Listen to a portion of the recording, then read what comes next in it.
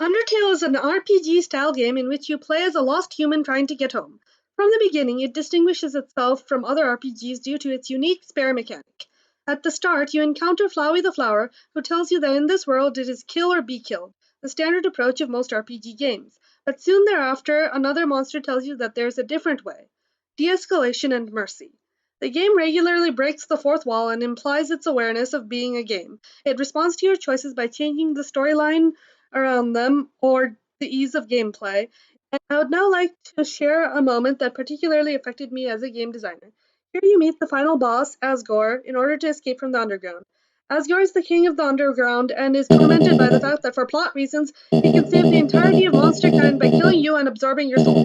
When you confirm that you definitely want to fight, the seriousness of the situation is underscored by a sprite destroying the mercy button. If and only if you have been doing a pacifist run to this point, having refused to kill a single monster, however, there's a way to win without killing him, which is revealed later in the fight. Undertale puts a new spin on game elements that most RPG players take for granted and allows the player free choice in what kind of person they want their avatar to be and how their story plays out. I believe this has applications not only to how a person thinks about games, but about real life as well. The game Device 6 is a mobile game that you need to help Anna to leave this island by working up her memory. In order to leave this island, you need to solve several mazes in the words. So the dynamic of the game is that you read through the words and images with the music and follow the directions of the words to find clues and reply to the maze. So the interesting highlights of the game is that it created word maps which allowed the player to move around the words. The words also change according to former shape or to later direction. Also, the musics and the images are also very important. So there are some educational extension. First, it's really great for ASL learning because it creates an immersive environment for reading and makes reading more interesting. And also, its simple and understandable words makes reading more interesting. Another thing is that it's very good for math learning because it forms a visual logic through words and image, which allows the kids and students to pay more attention to the internal logic of the story. Hi, I'm Shangzhou-san. This analysis is about a VR game. This game combines Google Earth and VR technology to help people explore the world. Google Earth VR enables players to fly as a bird over vast landscape or civilization.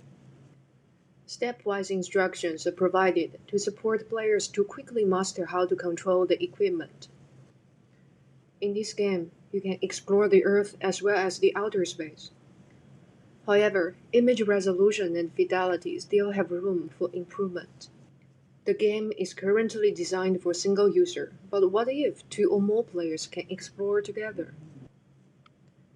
In terms of educational benefit, I believe this game can be very helpful to learners from the impoverished communities.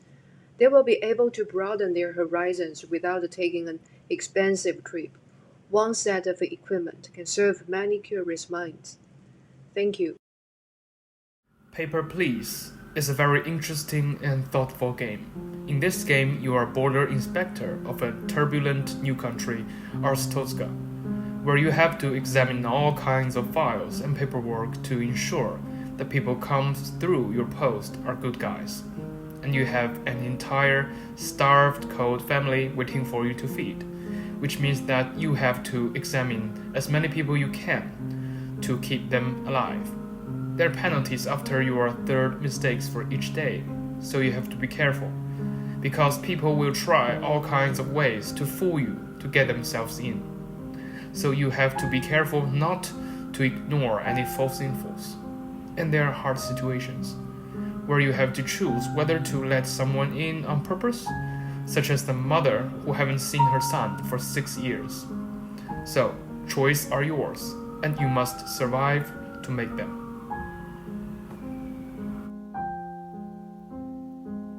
Hello and welcome to the play analysis video of Jenga. Jenga is a game that players first set up building a vertical tower of Jenga blocks. They should put side-by-side blocks in each row and turn 90 degrees in the new row. The players remove a block below the top layer and place the removed blocks on the top until the tower falls. Only one hands are allowed for players to pull and push the blocks. They should be very careful when they decide where they are going to put their hands. The process really tests patience and good decision making. I believe this game is both mentally and physically educational. Before players remove the blocks, they should apply their spatial imagination skills to decide where to start, and their hands and body should be really stable as a tiny gesture may ruin their efforts. This requires one to be fully concentrated and patient.